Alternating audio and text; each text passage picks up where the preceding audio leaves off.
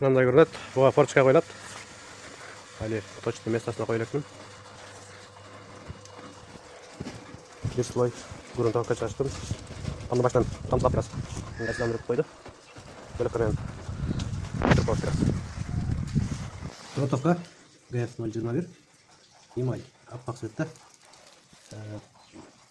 ПФ 15, 115. Мындан 2 слой болот.